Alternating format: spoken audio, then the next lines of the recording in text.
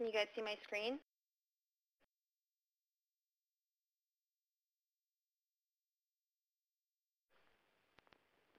Everybody good?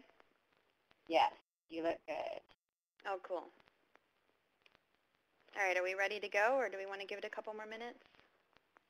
Yeah, let's go ahead and get started. We're about 3 minutes after. All right, so hi guys, my name is Holly Shinsky, and I'm going to be talking about Android push notifications and PhoneGap and how to get started using them in your projects.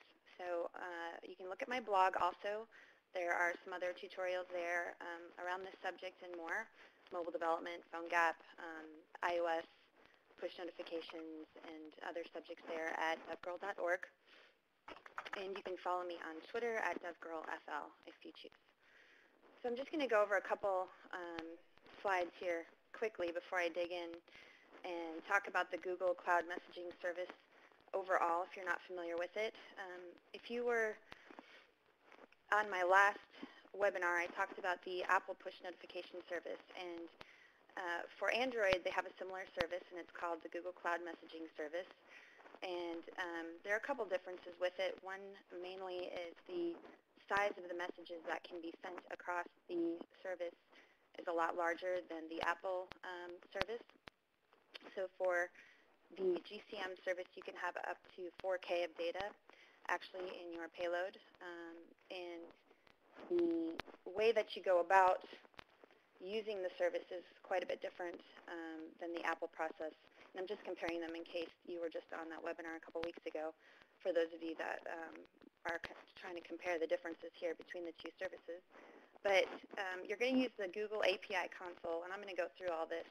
I'll step through it here in a second. But that is how you go ahead and get started with creating a project that is going to use the Google Cloud Messaging Service. And when you're in that console, one of the main things that you need to turn on there, you see that little flag where I have it set on, is the Google Cloud Messaging Service. So there's a bunch of different options and services through that console that you can set. And the main one to enable for this service is obviously the Google Cloud Messaging Service. And I'll show you that in a minute.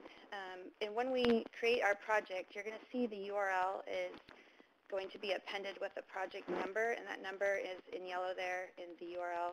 And that is important to note because you're going to need it when your app is going to call to register with the GCM service.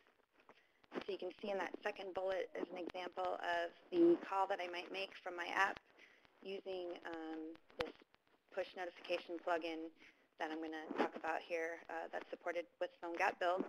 One of the parameters is a sender ID, and that relates to that same project number from the console. So you'll just need to make note of that. And also in that console, there's going to be an API key that you're going to need to refer to. So those are the two important pieces of information to get when you set up your project with the GCM service. So you need the API key and the project number. And the API key is what you're going to use when you have a third-party server that actually needs to send messages across to all your registered devices. So it needs that key as part of the parameters that are sent to the GCM service, and we'll go through this more. An overview of the workflow, it's very similar to the APNS service. If your app, when it starts, it's going to call to register with the GCM service, and it's going to pass along that sender ID. Right there, I'm saying via push plugin. The push plugin is the name of the Adobe PhoneGap build supported plugin. There are other plugins available for other services like Urban Airship and PushWish and various others that you can look at. Most of them have a registration function as well, but I'm going to be specifically talking about the Adobe push plugin in this webinar. What you're going to get back is a registration ID, and you need that ID so that it's unique to that device and application, and you're going to store that ID in your third-party server that is going to use it when it needs to send out notifications. And then you're also going to need to send that API key along with it, and you can send an actual array of IDs from your third-party server. If you're writing that side of the code as well, you don't have to send them one by one. You can store them all in your database, get them out, and pass them with your notification and your API key. So So that's kind of the workflow and how it works. I just wanted to also make a couple notes about the registration ID and the handling of it. You can actually look at the Google Cloud Messaging developer documentation. Goes into this in a lot more detail, but it can expire, so you will need to handle that in your application. You will, if you get back so what the registration intent, and I don't know if you guys are familiar with this. If you're not, don't worry about it. A lot of this is already handled in the plugin native code right now. In the sample, you can look at that and dig through that if you want. But if you wanted to go through and modify it, handle it a little differently, the main times that you're going to want to get a new ID and store that on your third-party server is when the application is updated, backed up, restored, or when it expires on the GCM service. You will actually get back a response that's going to have the registration ID in the extra portion of the intent. And I know that might be foreign to some of you, so don't worry about it. I just wanted to mention it for those that understand all of that and want to handle that in their own way. They can go into the native code and change that as needed. But another approach that a lot of people take is to register every time and store that, because you'll get the same key back. If it hasn't expired, you're going to get the same key back anyway. So that's one approach you can take. And then there's also an unregister function. When you call unregister through the plugin, it's going to discontinue that ID forever. So you need to, if you call unregister from your application, you're going to want to unregister from your third-party server as well. And then when it starts and you call register again, you're going to get a new key, which you're going to need to store instead. So just be aware of the handling of that. And again, there's a lot more detail on the developer documentation if you want to look there. Thanks. I'll come back to this. The Google API console is where you set up your project, so you need to know that, and I'll show you that in a second. And this is all also, or that link is also on the GCM developer documentation for Android if you lose it. And then the push plugin is you're going to get the Adobe PhoneGap build supported push plugin that you can use to get started sending push notifications. It's going to work for iOS and Android right now. I covered the iOS version a couple weeks ago. And then the Node GCM is just a library that I'm using for testing. There's other ways. There's a bunch of different libraries out there actually to test sending yourself a message. So I'm going to show you what I used in this case. It's real simple. There are C++, PHP, Java, other libraries out there you can use. There's a Ruby example actually given on the push plugin page you can use to test out as well, and there's some details about that there. I had already done this one with this Node library before that came out, so I'm just going to show that as another option. And then there's the developer documentation that I would recommend taking a peek at. There's a lot of good information there in general when you get started. All right, so first I'm going to show the Google API console. So if you were brand new to this, you would see something like this. And when you go as a starter with a new project, you're going to want to say create project. Now, I've already gone through those steps, so I'm going to click over to where I'm signed in.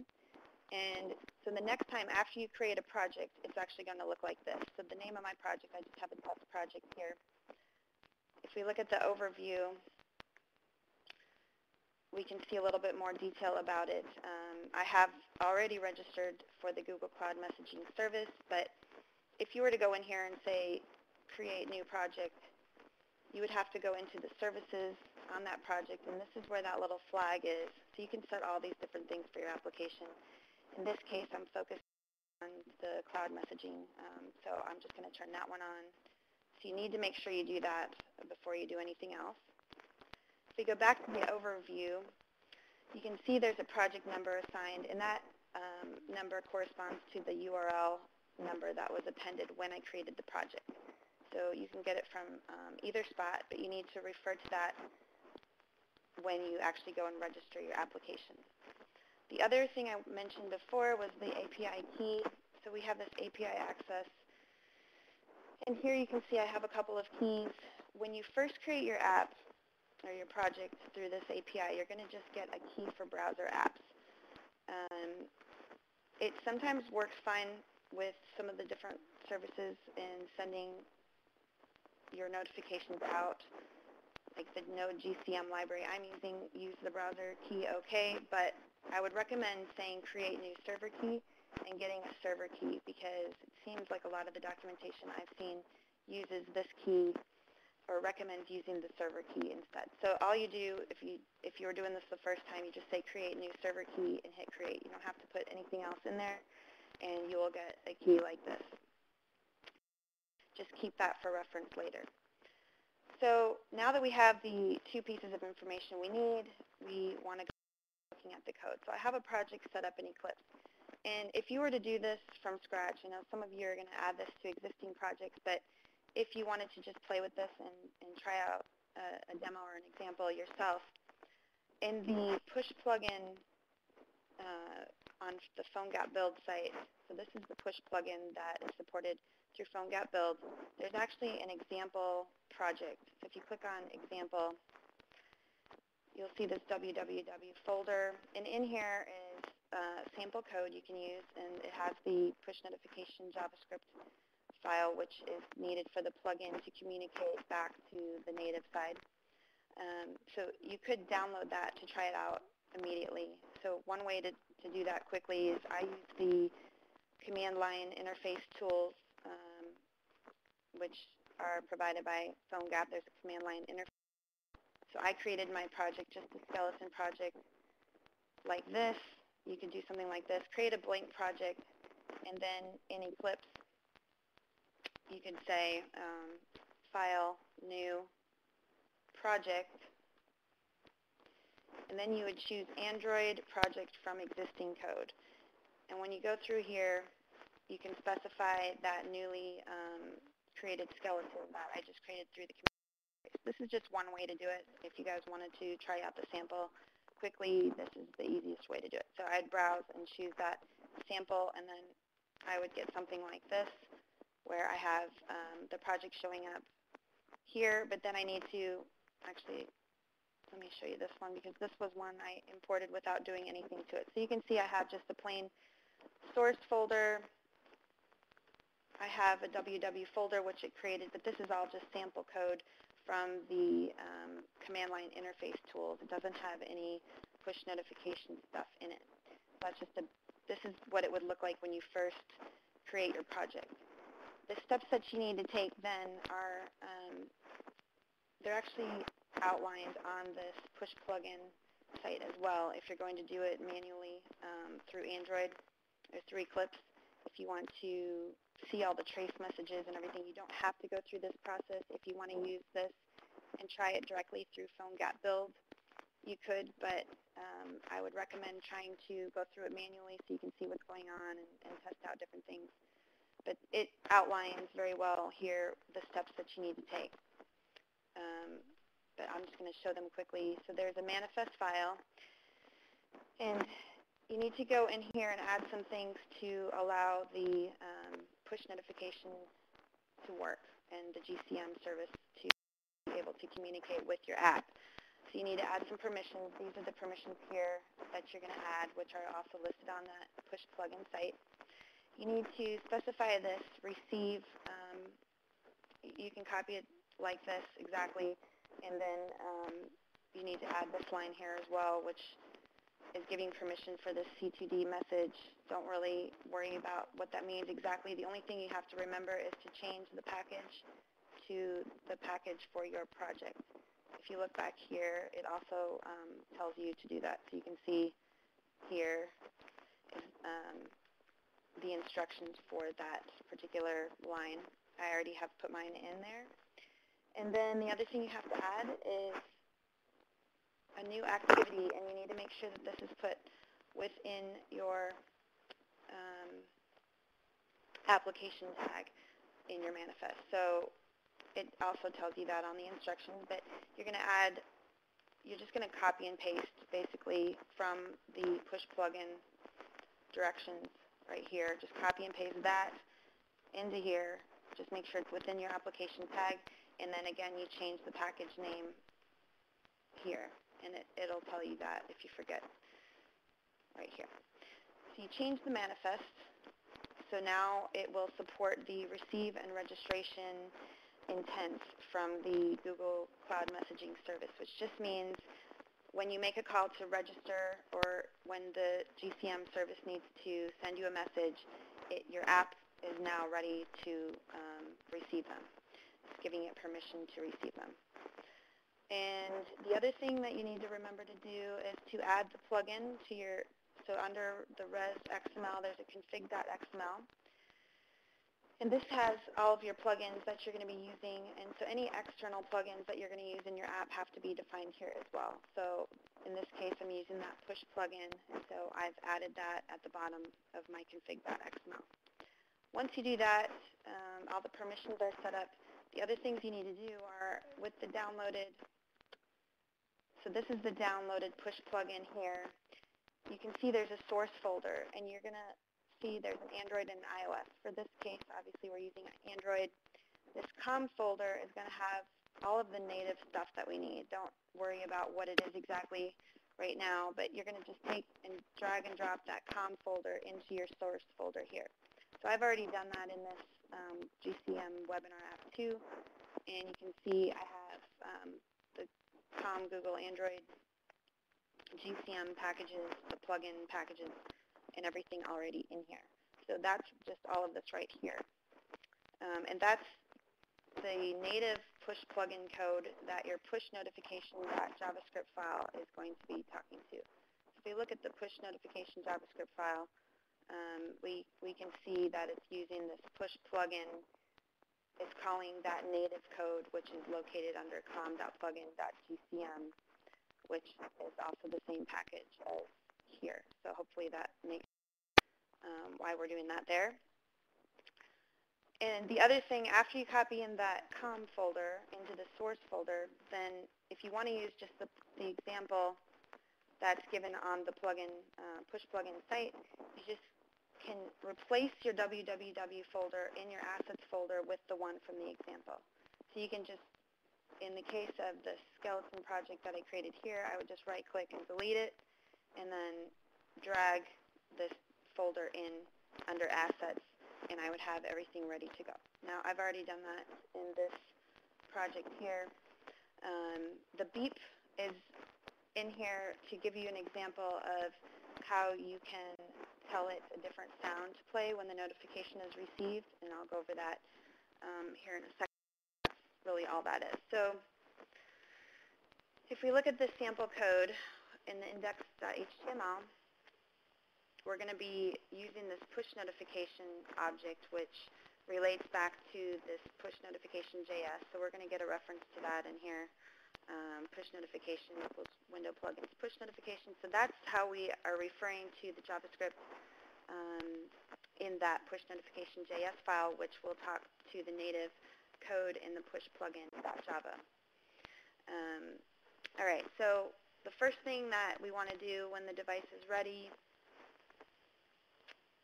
and a lot of this is just is the app, all of this jQuery is just adding it to messaging on the app, which you'll see in a minute, so you don't need to worry too much about that.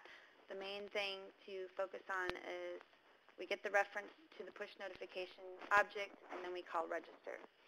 So this sample code is actually can be used for Android and iOS, which is why you can see we're checking the device platform and otherwise doing the iOS version of the registration. But for this example, we're using this line here. So this is similar to what I had on my slide, and we're calling register and passing in some parameters. And if you look at the push notification JavaScript file, you can see what we're doing here. We're calling with a success callback function, an error callback function, and then, success, error, and then we need the options, which include the sender ID. And so that's the main pieces that we need to send from our index.html. So if we go back into index.html, oops, let me close that one, that's the other one. So we can see I have a success handler, an error handler. So those are defined down here. So we have a success handler and an error handler, which is just appending to my messaging on my app so I can see what's happening when things are returned. So those are just callback functions. And then we also pass the options, which is the sender ID, and this number relates back to my project. So if we look back at the API console, or you can see it in here even, you can see the 31639 number matches the one that I'm sending here, and the ECB is an event callback for when events are received, or when things are received from the GCM service, what do we want to call? And here we're saying we're going to call this on notification GCM, which is defined down here. So this is all the sample code that is available through that push plugin site. I'm just trying to give you guys an idea of how it's working. And so here is where all the handling occurs. So if we get back a registered event, then we're going to get back a reg ID on that. And that's the ID that we need in order to store on our third-party server so we know that this application and device are registered to receive our notifications when we have one in the future. So at that point, you would want to add code to talk to your third-party service to store that registration ID that was returned. And the other case that we're handling is when a message is received. So this is like when a notification is received, and we have a flag to see if it was in the foreground. So if our application was in the foreground when it was received, then this will happen. Otherwise, we're just going to be appending some data of what came through. So in here, when it's in the foreground, we might play a different sound, which we can specify from our server as a parameter. And right now it's called sound name. And I'll show you in my sample how we can do that. But this is just some example of how you might handle something if it's in the foreground or not. And so let me go ahead and run this. I'm using a camera on I have an Android tablet here that I'm going to be showing how this works. Hopefully, I know there's a little glare, but hopefully you guys can see this okay. And so if I'm going to go ahead and run this, I chose my Samsung tablet. I'm going to clear this. Well, actually, I'm going to let it go now. So now if we click back over to my camera, the app ran. You can see there was, sorry about the glare. You can see that it was successful. I got back this long, crazy registration ID, which is what I wanted. And so that would be the ID that would be stored on my third-party server and is used in the future for sending messages. So I'm going to hit OK. You can see all my trace messages there on the app. This was the jQuery lines that you saw before, so we're logging everything as it happens. So you can see that we received the registration ID OK. So that's all fine, but now what about actually receiving a message? So we need to flip over to the pretend server side, and I have this Node GCM library script that I use. So this is using that framework that I referred to before.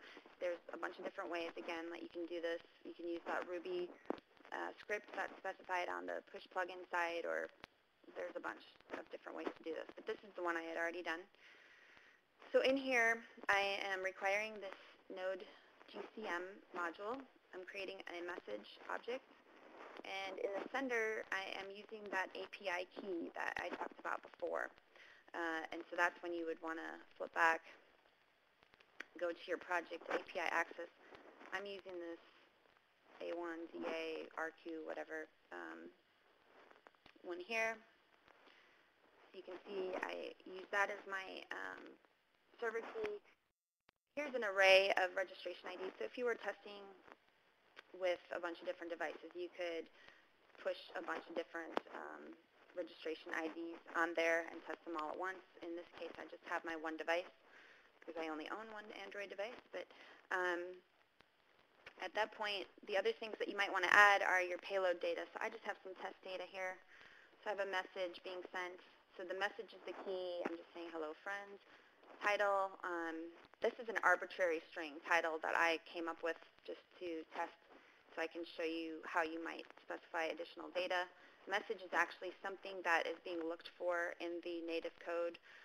Message, message count, and sound name are all parameters that are looked for in the native code and handled a little differently because this plugin was based on a public plugin from before where they were using those parameters. So they're still being used, but you don't have to use them. I'm just using them for the purposes of this demo. But the message is the actual notification. The title I'm using to show an alert, and it's the title of the alert. Message count, and if you're an Android user, you probably know more about this than I do, but there's a little number. I guess it's sort of like a badge for iOS, but when your notification comes in to the right, you'll see a little number. It's kind of hard to see. It's a fainter, larger font number in your notification, and you can set that to something here if you want, and I'll show you that in a minute. And then here I have this sound name. I'm specifying that beep.wave file, which needs to be in my www folder. So beep.wave is right here. You can specify any other type of sound you might want to play when that comes in, but that's just saying when it comes in, I want to play that sound. I think before I showed you there was a sound name. So here's where we're saying new media, and it's referring to that sound name property off the event. You can see I'm printing out title there.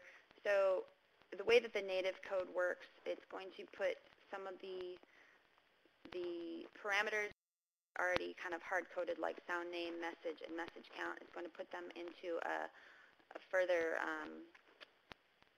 object called payload. And so that's where you would access the rest of your properties that you arbitrarily may have added. So you're going to say e.payload.whatever you made up here. So the only ones that are directly off the event in this particular plugin are sound name, the message count, and the message. All right, so if we go back, the other things to look at, which I'm not going to get into a lot here, but there's a collapse key, which is an arbitrary string that you can specify. When multiple messages are received, it's just going to show the last one. There's more details about it in the Android Advanced GCM documentation. And then there's a delay while idle flag that you can, that's by default false, but you can set it to true if you want the messages to be held on the GCM server while the device is idle. And then there's a time to live property, which is a duration in seconds for the GCM server to hold your message and keep retrying. You can set that, or apparently the default is 4 weeks from the documentation that I read. So just be aware of those. You can look into those more on their documentation. So here I'm putting that registration ID that I was returned. So I already had this in there because, and it came back to be the same because I did not unregister in between. So you can see it ends in PFA. If we look, that's this one. If I had unregistered, if I called unregister and re-registered, I would get back a new ID, and I would need to store that new ID on my server and use that in here instead. But since I did not unregister since the last time, I'm using the same one. There's a couple different send methods that you can use with this no GCM. You can use a send or a send no retry. I'm choosing to send my message, my IDs, which is just one at this point. Number of retries, you can pick whatever you might want to test, and then I'm seeing the result here. So if we go back, I have this to run here. So if we want to, hopefully people can see my screen. So now I have the app in the foreground, and because it's in the foreground, if you remember in the code, the way that it's going to be handled is it's going to show an alert through the Navigator Notification API, which is going to show my message from the payload, which again is referring to that same payload JSON object message that I'm sending from my server side. And then the title is what I'm using for the alert title, so that's within that payload object as well. And then here, since I'm specifying that sound name in my code, it should play my special beep. So hopefully this will work.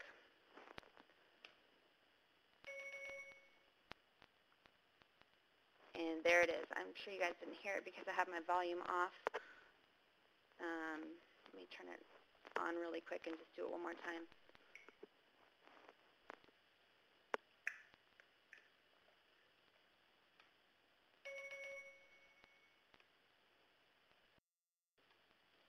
Did you guys hear that?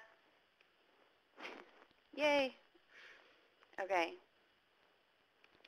All right, so that's a real simple handling of it while the app is running in the foreground. So now if we hit the home button and it's in the background, what will happen if we send a message?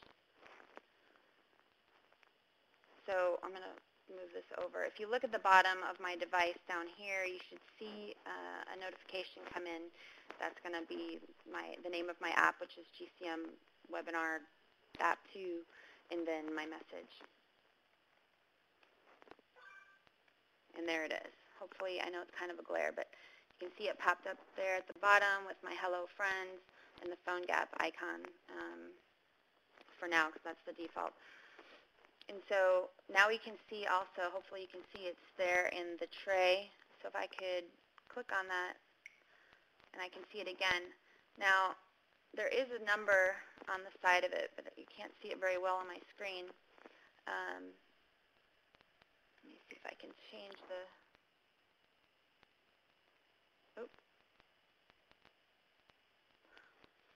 let me move this.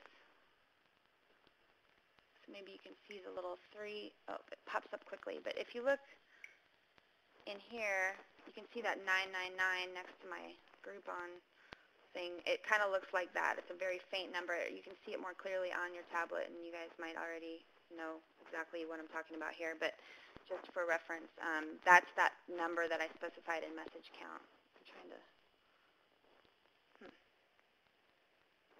unfortunately, such a glare, but there you can see the 3 a little bit. But anyway, that's what that is. And so now when we click on it and we actually click into it, we'll open the app back up. And so we could handle that however we wanted at that point. But that's basically how all of that works with when the application is in the background. And if you wanted to dig into the native code more around all of that, there's under the com.plugin.gcm, there is a push handler activity Java file, and this is where it's actually creating those JSON objects too, so you can see which fields that it's looking for: message, message count, sound name. It's setting a foreground, background key, and it's looking for this from class key. I mean, you can modify this since you have the source however you might want to. This is just the example code, but this is the activity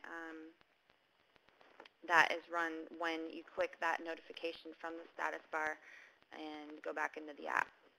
So if you wanted to tweak that or change that, you could do so. Let's see. The other things to point out, if you're a Java Android developer, you may want to look through how the base intent service and some of these other classes work and tweak them accordingly as well. But it should work out of the box. This intent service is where, so this code here is where that notification is actually being added to the status bar. So there's different things that you could do with that. So you can see there's that message count, and that's using the set number, which is setting that number there. So it's just whatever you specified coming in. It's going to put that there and call the notify, which will cause that little notification at the bottom. It's going to use the default ringtone. So I don't know if you guys noticed or not, but when I have the app in the foreground, the tone is different than what I'm running from the background.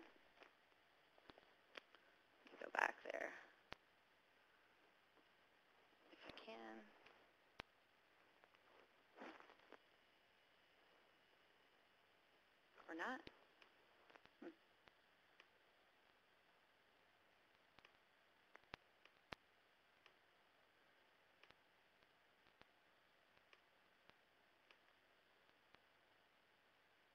Well, I don't know. Maybe you heard it, but let me see.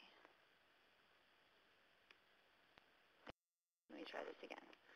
So if we open up the app again, oops, in the foreground we should get my custom beep.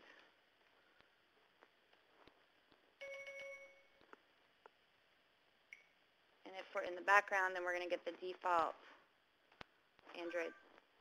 Oops, let me do it again.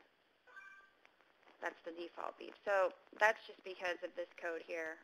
That's controlling that. So I just wanted you guys to be aware if you wanted to make any changes or tweak things, you could look through some of this code and make changes as you desire. And this registrar is the way that the app is communicating with the GCM registration service. So there's a register and an unregister.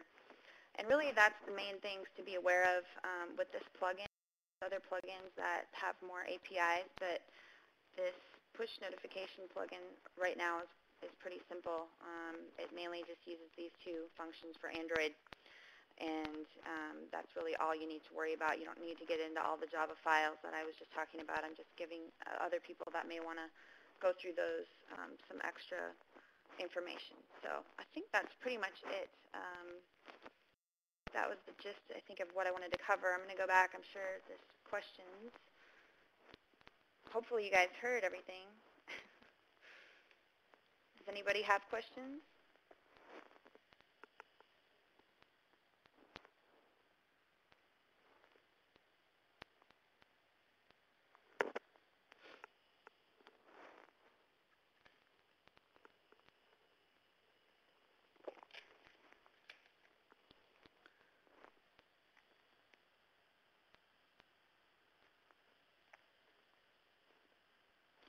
The presentation, I will put this all online after this, but this recording will also be up shortly, so you can come back and watch the whole thing again if you wanted to and see the screen and everything.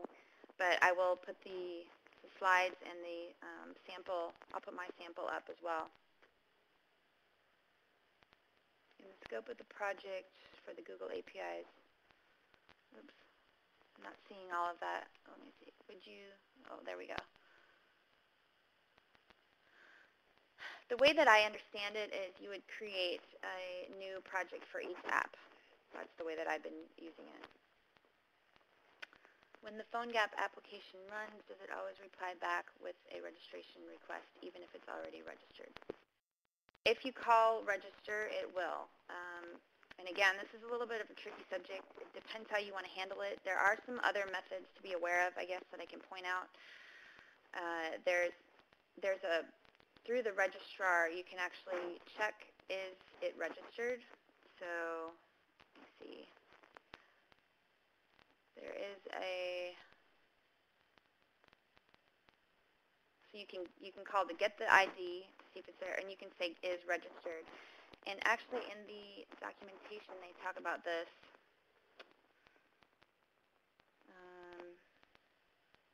Somewhere. I would definitely refer to this because they give some examples of how you can handle that.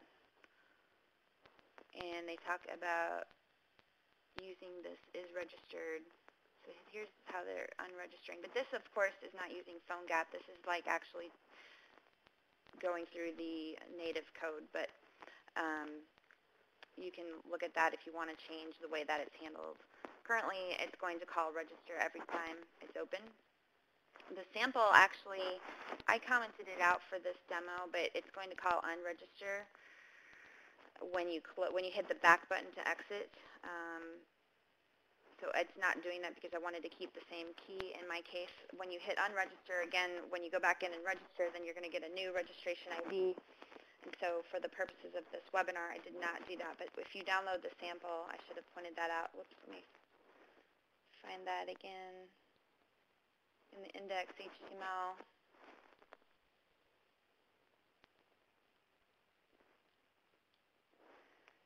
see I have it commented out, but if you hit the back button, which exits, then it's going to unregister currently in the sample, and then it would register again when it started up. Oop. Did you guys see any of that?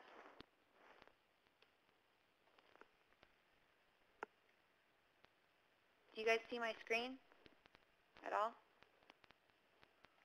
Is it here? Try again, Holly. Oh, I'm sorry. I didn't realize it was off totally because of the QA, I guess. Shoot. All right. Well, let me try that again. I was showing stuff. All right. Can everybody see my screen? It looks like you can. Sorry, guys. I didn't realize I wasn't showing. All right. So what I was trying to say is back in the code, in the index.html, there's an unregister that I have commented out, first of all, that if you leave that in the sample, when you hit the back button and you exit the app, you're going to unregister that particular registration ID. And then if you left it that way and used the sample and started the app, then you're going to get another new registration ID. So if you did not unregister, then you will get back the same ID unless it has expired for some reason. But it doesn't seem that that happens very often from things that I've looked at. I've never had mine expire, but they recommend that you handle the fact that it could expire and that you, when it's updated, backed up, or restored, that you get a new ID and store that on your server. So that's just the recommended steps in the documentation. You could test it more. But the other thing that I was trying to point out is in the registrar class, so there are a couple methods that you might be interested in writing your own handling, which is, let me see, there's an is registered.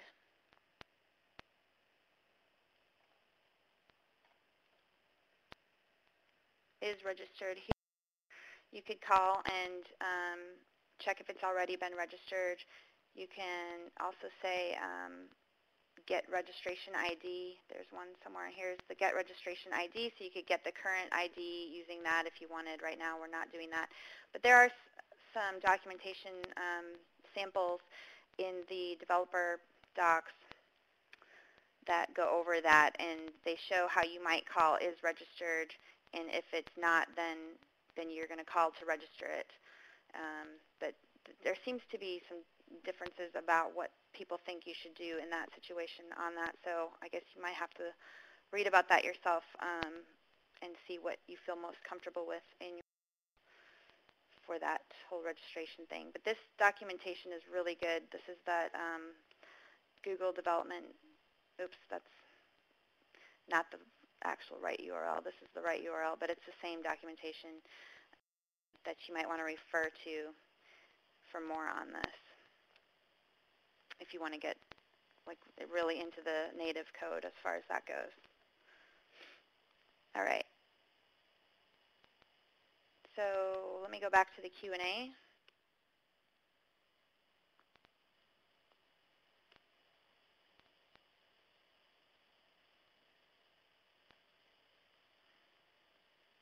Anybody else have questions about that? I know I was doing a lot of the native stuff, but I wanted people to be aware of what's going on behind the scenes. If you don't want to get into all of that, you can take the plugin. You could use it with PhoneGap build and simply just use it as is, like the example, and test that with your iOS and Android apps, and that should work. I have a tutorial on my blog. One of the most recent ones is about using that push plugin. So you can take a look at that, and that should be helpful too. If you don't want to get into all of this other stuff, your registration should work fine. And also check out the Ruby scripts there, because if you're more comfortable with Ruby, that's another way that you can send yourself a message. The nice thing with Android versus iOS, it's a lot easier to get started quickly. You don't need to go through all of the signing key process like you do with iOS. You can just, go through that Google API console and get those 2 pieces of data that you need and get started right away. So it looks like there's no more questions. Anybody else? I hope that made sense. Please, feel free to ping me on my blog or Twitter if you have questions about any of this. And I'll post all of this to my blog and my particular sample. Hopefully, that can help you guys out as well. And feel free to come back and watch the recording if you need to look back at something that I showed earlier or maybe went too fast through.